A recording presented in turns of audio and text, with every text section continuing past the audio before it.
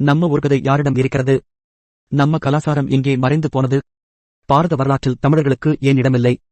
இந்த கேள்விகளுக்கான பதில்தான் கீழடி. இது வெறும் பானை அகழ்வாய்வு கிடையாது. இது ஒரு மறைக்கப்பட்ட நாகரிகத்தின் பறைச்சொல். இப்போது நம்ம பார்ப்பது கீழடி, தமிழர்களின் மறைக்கப்பட்ட வரலாறு. கீழடி அகழ்வாய்வுகள் 2015ஆம் ஆண்டு மதுரை அருகில் துவங்கியது. முதலில் இந்திய தொல்லியல் துறை ஏசாய், பின்னர் தமிழ்நாடு அரசு தொடர்ச்சியாக அகழ்வாய்வு செய்தது. இங்கு கிடைத்தவை சாதாரணமானவை இல்லை. இவை எல்லாம் யாருடைய நாகரிகம்? இந்த கேள்விக்கு பதில் சொல்வதற்கும் தமிழ் நாகரிகத்தை உலகிற்கு உணர வைப்பதற்கும் தான் கீழடி முக்கியமானது. தமிழ் பிராமி எழுத்துக்கள், நகர அமைப்புகள், கழிவுநீர் வடிகால் அமைப்பு, பெண்நிலையுடன் கூடிய சமுதாயம், வாணிகப் பொருட்கள், நாணயங்கள், இவை அனைத்தும் ஒரு தனி நாகரிகம், தமிழர் நாகரிகம் என்பதற்கான உறுதியான சான்றுகள். கீழடியின் முக்கியமான அம்சம், இது ஒரு திட்டமிடப்பட்ட நகரம் போல அமைந்தது. பண்டைய தமிழர்கள் வீடு கட்டுவதில் நுட்பம் பெற்றவர்கள், ஒழுங்கான வடிகால் அமைப்புகளைக் கொண்டவர்கள், எழுத்தை பழக்கமாக வைத்திருந்தவர்கள், வணிகம் மற்றும் கைத்தொழிலில் தீவிரம் காட்டியவர்கள். அதிலும் முக்கியமாக கல்வி, எழுத்து, ஆடம்பரமில்லாத வாழ்க்கை, சமூக ஒற்றுமை ஆகியவை இவர்களின் வாழ்க்கை முறையை நன்கு பிரதிபலிக்கின்றன.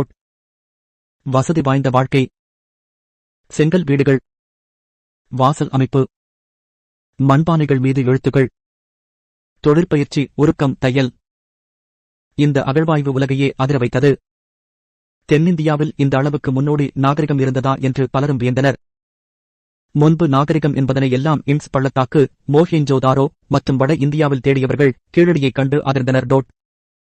பண்டைய எழுத்து மரபு, உயர்தர வாழ்வு வழிகள், கல்வி நிலை, பெண்களின் பங்கு, வர்த்தக நெடுஞ்சாலைகள், இவை அனைத்தும் தமிழர் நாகரிகம் சாதாரணமல்ல, முன்னோடி நாகரிகம் என்பதை எடுத்துச் சொல்கின்றன.